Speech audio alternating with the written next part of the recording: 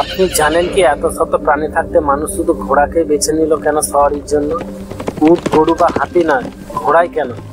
কারণ ঘোড়া শুধু শক্তিশালী নয়, বরং দ্রুতগামী, বুদ্ধিমান আর প্রশিক্ষণ নেওয়ার জন্য পারফেক্ট।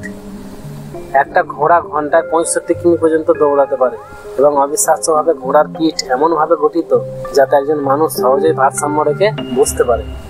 তাই তো আজও গাড়ির ইঞ্জিন শক্তি মাপা হয় হর্স পাওয়ার দিয়ে।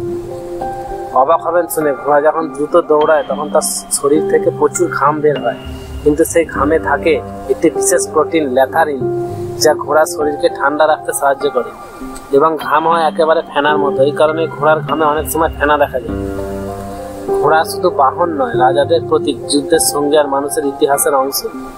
আলেকজান্ডার থেকে শুরু করে ভারতের রাজারা ঘোড়াকে ছাড়া যেন অসম্পূর্ণ। এই জন্যই ঘোড়া একটাই প্রাণী যে সাহস, গতি আর ইতিহাস সব একসাথে বহন করে। ভিডিওটা ভালো লাগলে চ্যানেলটাকে সাবস্ক্রাইব করে আমার পাশে থাকবেন। ধন্যবাদ।